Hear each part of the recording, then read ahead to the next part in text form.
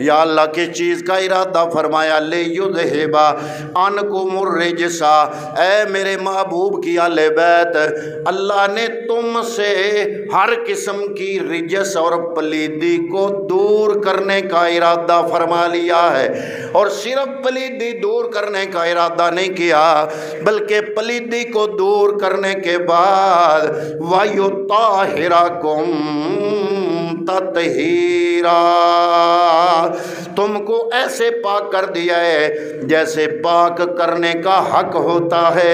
حضرات محترم، چاہے کسی مسلمان کا تعلق کسی بھی طبقے سے ہو، چاہے اہل سنت ہو یا شیعہ ہو، کوئی وہابی ہو یا کوئی بھی ہو، جو بندہ بھی محمد عربی صلی اللہ علیہ وآلہ وسلم کا کلمہ پڑھنے والا ہے، اس کے دل میں مصطفیٰ کریم صلی اللہ تعالیٰ علیہ وآلہ وسلم کی اہل بیت کی محبت موجود ہے۔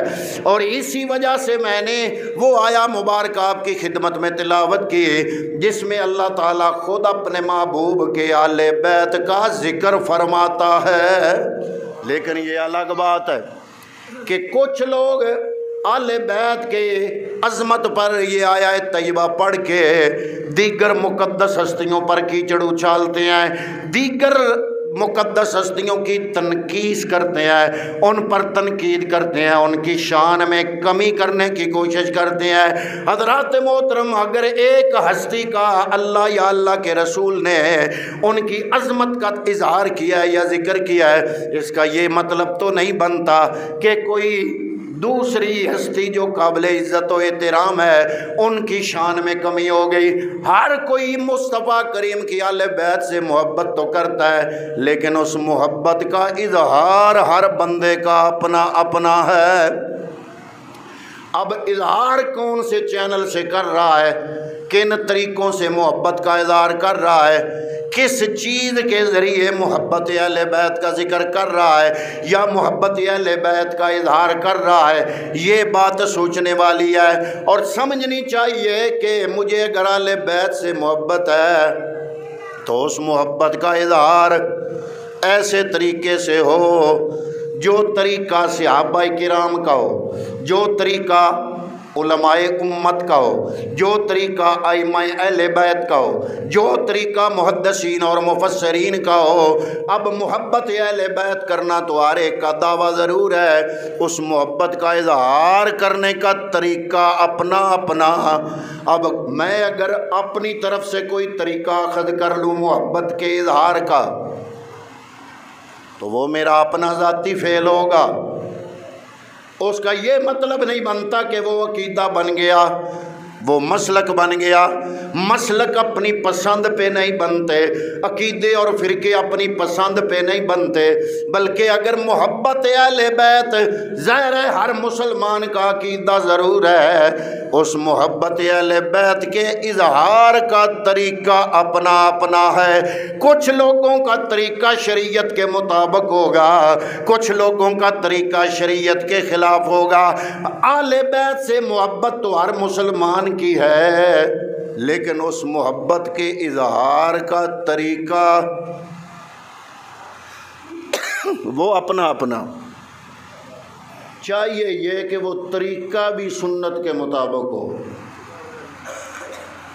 اہل بیت کے ساتھ محبت کے اظہار کا طریقہ بھی وہ ہو جو علماء امت کا ہے، جو اولیاء امت کا ہے، جو ائمہ اہل بیت کا ہے، جو 14 صدیوں میں بڑی بڑی شخصیات جو دین کے لیے مینارہ نور اور ہدایت کے ستارے بن کے چمکیں، ان کا طریقہ ہو محبت کے اظہار کا۔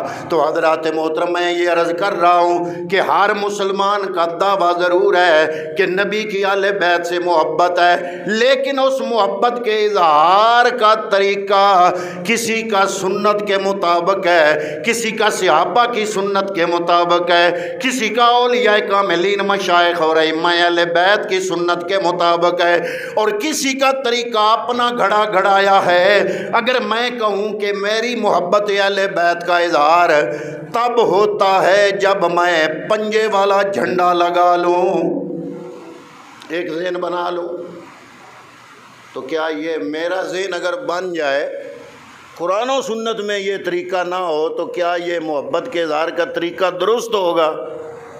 بولیے نا بھئی۔ وہ دو باتیں ابھی تک میں نے آپ کے سامنے پیش کی ہیں کہ ہر مسلمان کا دعویٰ ہے کہ نبی کی اہل بیت سے اس کو کیا ہے؟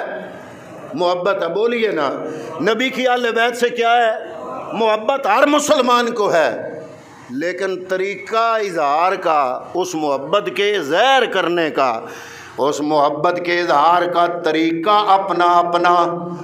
اب جس کا طریقہ سنت سے کے مطابقت کر گیا، سنت کے مطابق ہو گیا، وہ تو کامیاب ہو گیا، لیکن جس کے محبت کے اظہار کا طریقہ ہی اپنا بنایا ہوا ہو، اگر کوئی کہے کہ میری اہل بیت سے محبت ثابت تب ہوتی ہے جب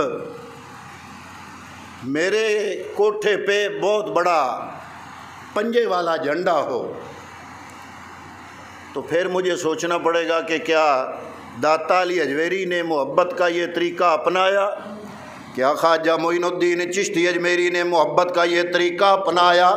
کیا جناب حضرت معین الدین چشتی اجمیری، حضور غوث اعظم شیخ عبد القادر جیلانی، یا حضرت امام حسن بصری، یا امام زین العابدین، یا امام محمد باقر، یا امام محمد جعفر، امام زین العابدین کے سامنے سارا واقعہ ہوا، لیکن سارا واقعہ کربلا امام زین العابدین کے سامنے ہونے کے بعد امام زین العابدین حسین کے بیٹے نے 40 سال زندگی مدینے کے اندر گزاری۔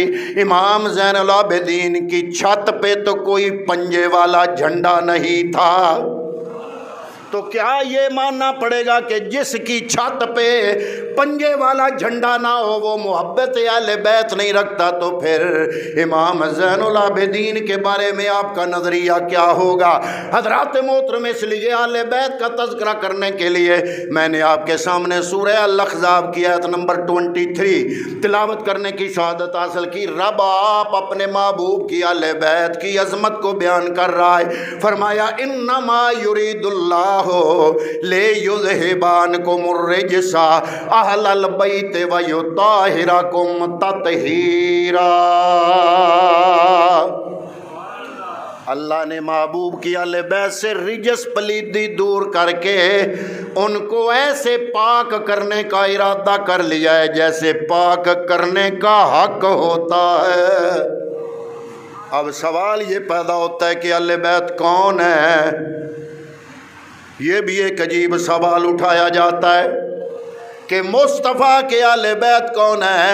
حضرات محترم، جس رکوع سے میں نے آپ کے سامنے یہ جملہ تلاوت کیا، انما یرید اللہ لیذہبانکم الرجس اہل البیت ویطہرکم تطہیرا، یہ سورہ الاحزاب اور 22واں پارہ پہلا صفحہ، اور جس آیت کا یہ جملہ ہے وہ آیت پیچھے سے شروع ہوتی ہے۔ فرمایا وَقَرْنَ فِي بُيُوتِكُنَّ، کرنا نون زبرنا جمع مؤنث کا صیغہ ہے، وَقَرْنَ فِي بُيُوتِكُنَّ وَلَا تَبَرَّجْنَ تَبَرُّجَ الْجَاهِلِيَّةِ الْأُولَى۔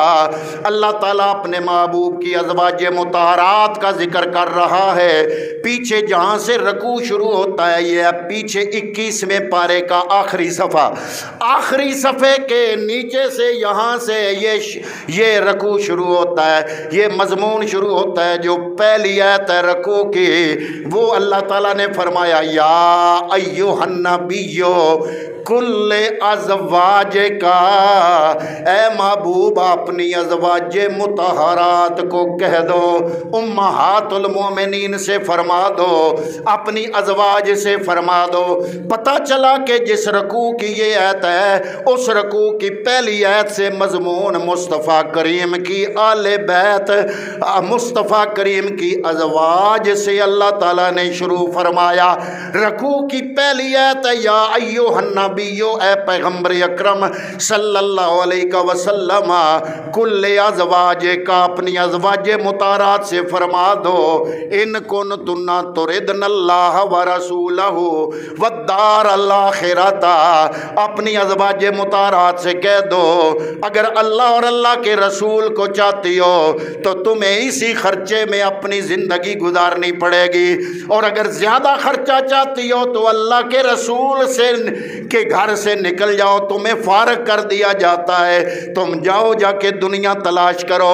आगे अल्लाह ताला ने यही मजमून आगे बयान करते हुए फरमाया, या निसा अन्नबिये, या निसा अन्नबिये लस्तुन्ना का खादिम मिनन निसा, ऐ नबी की बीवियों तुम में से कोई औरत भी कायनात की औरतों की तरह नहीं है। ए नित्ता कई तुन्ना वला तखदाना बिल कौले फयतमा अल्लज़ीना फी क़ल्बि मरदुन वक़ुलना क़ौलन मारूफा। इस आयत तैयबा में भी मुस्तफ़ा की अज़वाज का जिक्र अल्लाह ने फरमाया। अब इन्नमा युरीदुल्लाह वाला जो जुमला है, जिस आयत में ये जुमला है वो आयत शुरू होती है, वो भी फरमाया वकरना, है मुस्तफ़ा की अज़वाज, वकरना फी बुयूतिकुन्ना, अपने घरों में रहो, वला तबर्रजना तबर्रुजल जाहिलियतिल ऊला, ज़माना जहालत के रस्म व रिवाज को छोड़ दो। और आगे फरमाया वाकिमना, अगर मुज़क्कर होता तो होता वाकीमू वस्सलाता, लेकिन नून ज़बरना जमा मुअन्नस का सीगा है। वाकिमना, ए नबी की अज़वाज नमाज कायम करो, अस्सलाता व आती न ज़काता, अगर मुज़क्कर होता तो व आतु ज़काता, ता के बाद वाव होता, लेकिन यहाँ पर ता के बाद नून है। व आती न ज़काता, ए पैगम्बर की अज़वाज ज़कात अदा करो। वाते नल्लाह व रसूलहु, अगर मुज़क्कर होता तो वाती उल्लाह होता, लेकिन मुअन्नस नबी की अज़वाज का जिक्र है। वाते नल्लाह व रसूलहु, अल्लाह और अल्लाह के रसूल की इताअत करो। आगे ये जुमला आ रहा है, इन्नमा युरीदुल्लाहु लियुज़हिबा अन्कुमुर रिजसा अहलल बैत व युताहिरकुम तत्हीरा। अल्लाह रब्बुल आलमीन ने पैगम्बर के आले बैत से पलीदी दूर करके उनको पाक करने का इरादा फरमा लिया है। अब अल्लाह ने ये जिन का तज़किरा किया, आप समझ गए होंगे, लेकिन हम ये नहीं कहते, हम कहते हैं कि हम दोनों आँखों से देखते हैं। कुरान में अल्लाह ने नबी की अज़वाज का जिक्र करके पैगम्बर की आले बैत में शामिल फरमाया, और जब ये आयत तैयबा नाज़िल हो गई, हज़ूर नबी करीम सल्लल्लाहु तआला अलैहि वसल्लम हज़रत सैयदा फ़ातिमातुज़ ज़हरा के घर तशरीफ़ लाए। इमाम हसन इमाम हुसैन को अपनी गोद में बिठाया। हज़रत सैयदा फ़ातिमातुज़ ज़हरा सलामुल्लाहि अलैहा आपको और मौला अली को बिल्कुल अपने सामने करीब बिठाया। ऊपर पैगम्बर अकरम ने चादर फरमा ली। चादर फरमा के हज़ूर नबी करीम सल्लल्लाहु अलैहि वसल्लम ने ये आयत तैयबा पढ़ी, इन्नमा युरीदुल्लाहु लियुज़हिबा अन्कुमुर रिजसा अहलल बैत व युताहिरकुम तत्हीरा। हज़रत इमाम हसन इमाम हुसैन को गोद में बिठाया, फ़ातिमातुज़ ज़हरा और मौला अली को सामने बिठाया। ऊपर चादर करके ये आयत पढ़ने के बाद अब हुजूर ने हाथ उठा के रब की बारगाह में दुआ की, अल्लाहुम्मा हाउला اہل بیتی، یا اللہ یہ محمد مصطفیٰ کی اہل بیت ہے، فاذھب عنہم الرجس، ان سے پلیتی کو دور کر دے، وطہرہم تطہیرا، اور یا اللہ ان کو ایسے پاک کر دے جیسے پاک کرنے کا حق ہوتا ہے۔ اب رزلٹ کیا نکلا؟ کچھ لوگ کہتے ہیں صرف 5 ہیں، وہ 5 تن پاک جو ہیں وہ اہل بیت ہے۔ میں نے کہا 5 تو اہل بیت ہیں ہی ہیں، لیکن اگر ازواج مطہرات کو بھی اللہ نے شامل کیا ہے پورے رکوع میں، اگر اہل بیت میں شامل کرو گے تو یہ 5 اہل بیت میں سے نکل نہیں جائیں گے۔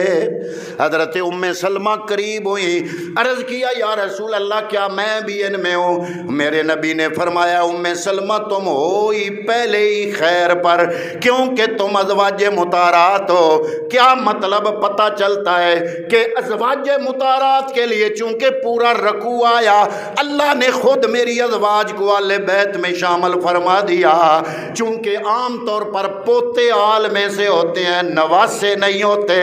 پیغمبر نے دعا کر کے عرض کیا یا اللہ اللہم ہؤلاء اہل بیتی، یا اللہ جن کو تو نے اہل بیت فرمایا ان کا نام تو قرآن مجید میں موجود ہے، یا اللہ میں محمد عربی یہ دعا کرتا ہوں کہ حسن، حسین، فاطمہ اور علی، یا اللہ ان کو بھی میرے اہل بیت میں شامل فرما۔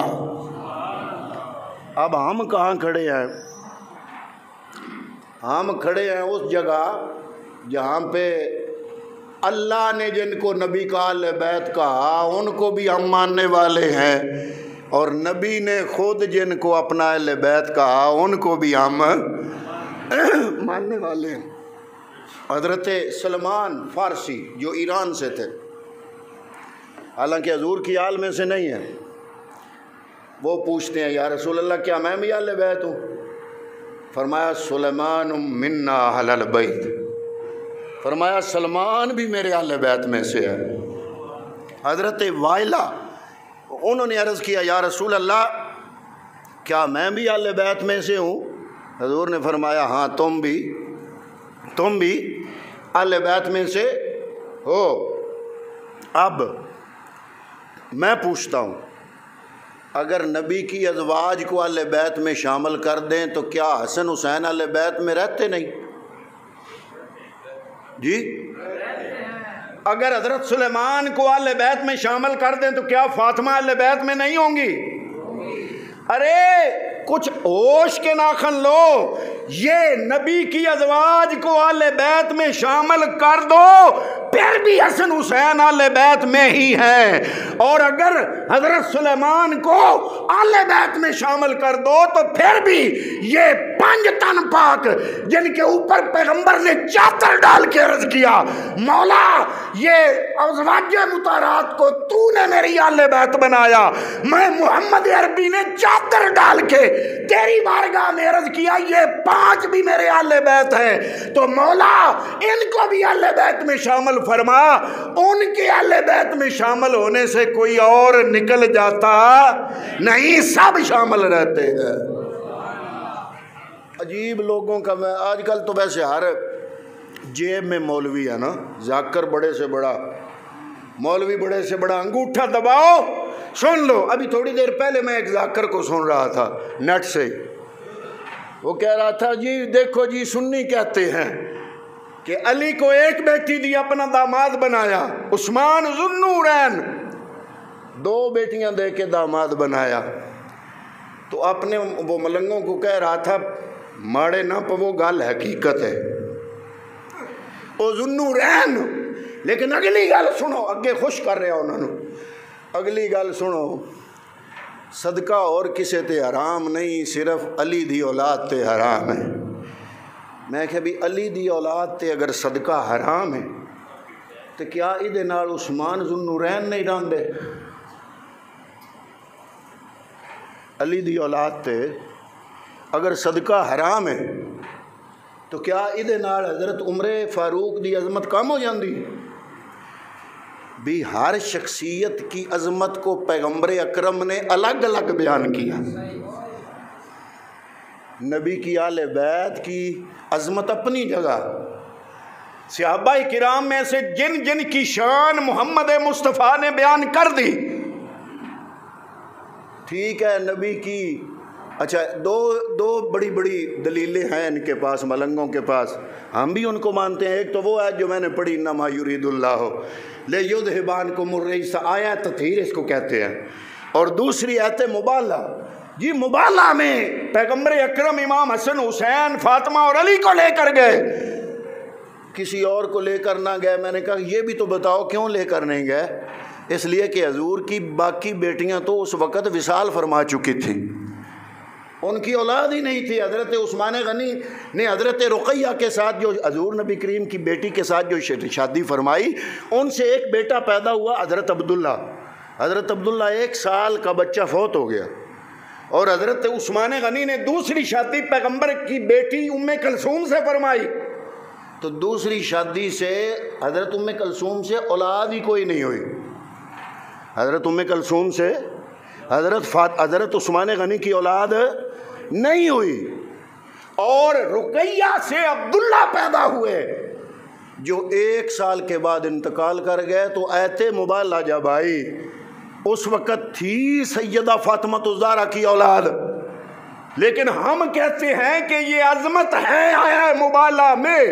حضور نبی کریم سیدہ فاطمہ الزہرا کو لے کر آئے، حسن حسین کو لے کر آئے، یہ ان کی عظمت ہے، ہم مانتے ہیں، لیکن اس کا یہ مطلب کہاں سے آ گیا کہ جنہوں نے دین اسلام بچانے کے لیے کربلا سے پہلے، اتنا پہلے اسلام کی پہلی اسلام اور کفر کی جو جنگ ہے بدر، اس میں جنہوں نے شہادتیں دیں ان کا خون رائے گاں چلا گیا؟ یہ کیسے ہو گیا؟ جنہوں نے ہجرت کی کیا ان کا خون رائے گاں چلا گیا؟ آیا مبالہ سے عظمت آل بیت اطہار تو ثابت ہوتی ہے، لیکن اس میں بدر میں جان قربان کرنے والوں کی کیا شان میں کمی ہوتی ہے؟ جنہوں نے مکہ سے مدینہ ہجرت کی کیا ان کی ہجرت کی فضیلت میں کوئی کمی آئی؟ اللہ کے قرآن نے جو جن کے بارے میں بیان کر دیا، والسابقون الاولون من المہاجرین والانصار والذین اتبعوہم بإحسان رضی اللہ عنہم ورضوا عنہ، یہ ہجرت کرنے والے اور یہ انصار، یہ ایسی جماعت ہے رب ان پہ راضی ہے، یہ اللہ پہ راضی ہے۔ تو کیا ان کی شان میں کمی آ گئی آیت مبالہ سے؟ بھی آیت مبالہ کو بھی ہم مانتے ہیں، اور بلکہ ایک دفعہ عرض کیا گیا یا رسول اللہ آپ کی آل کون ہے؟ فرمایا کلو تقی و نقی فہو آلی، ہر متقی اور پرہیزگار بندہ میری آل ہے۔ اب یہ حضور نے متقیوں اور پرہیزگاروں کو یہ تاج عظمت والا دیا کہ اپنا بنایا، تو کیا اس سے حضرت امام حسن اور حسین آل سے نکل گئے؟ بھی جس کو چاہے آل بیت میں شامل کر لو، یہ 4 ہستیاں، پیغمبر 5ویں ہستی ہے نا، یہ 4 ہستیاں پیغمبر کے ساتھ یہ آل بیت میں شامل ہی ہیں، اور ان کی عظمت میں کسی کے آل بیت کے اندر داخل ہونے سے ان کی عظمت میں کمی آ سکتی؟ عجیب بات ہے۔ پھر نبی کی آل بیت سے محبت کا میں یہ کہہ رہا ہوں کہ اظہار کا طریقہ اپنا اپنا، لیکن یہ محبت کا اظہار اگر میں اپنی پسند سے کروں گا اور شریعت سے اس کی دلیل نہ ہوگی، اب میں یہ کہوں کہ مجھے آل بیت سے محبت ہے تو اس کا اظہار صرف یہ ہے کہ میں اپنی چھت پر پنجے والا جھنڈا لگاؤں، تو پھر آپ کا حق ہے نا مجھ سے پوچھنا کہ یہ دلیل کہاں ہے، اس کی تاریخ کیا ہے؟ یہ پنجے والا جھنڈا آج کل تو ہماری بیبیاں جہالت میں، اور بیبے بھی، میری بیبیاں نہیں، اتنی تعلیم ہونے کے باوجود بیبیاں تو بیبیاں رہی، ہمارے بیبے بھی لوگوں کے کہنے پر یہ منت مان لیتے ہیں کہ جناب یہ کام ہو گیا تو جھنڈا لاواں گے چھت اتے۔ میں پوچھتا ہوں اس کی تاریخ بتا دو جھنڈے کی۔ میدان جنگ میں ایک پرچم ہوتا ہے، ہر جنگ میں پرچم ہوتا ہے۔ بدر میں عائشہ صدیقہ کا دوپٹہ تھا، لیکن وہ اتنے تک ہی ہوتا ہے جتنے تک جنگ رہتی ہے. جب جنگ ختم ہو جاتی ہے وہ پرچم کی حیثیت نوعیت ختم. بدر میں اور جھنڈا تھا، احد میں اور، جو وہ صرف اس وقت جو لشکر چونکہ تلواروں سے لڑ رہا ہوتا ہے ان کی نشانی کے لیے ایک رنگ کا کپڑا بانس پر ٹانگ کر ان کو بتایا جاتا ہے کہ ان کو پتہ رہے کہ ہمارے سنگی ادھر ہیں، تاکہ وہ تتر بتر نہ ہو جائیں. اس لشکر کو مجتمع کرنے کا ایک ذریعہ ہوتا ہے. یہ تو ایک جنگی حساب ہے. یہ مذہب کہاں سے بن گیا؟ جھنڈا مذہب کیسے بن گیا؟ بھی مذہب تو ہے آمنت باللہ وملائکتہ وکتبہ ورسلہ والیوم الآخر والقدر خیرہ وشرہ من اللہ تعالی والبعث بعد الموت. یہ ہے مذہب.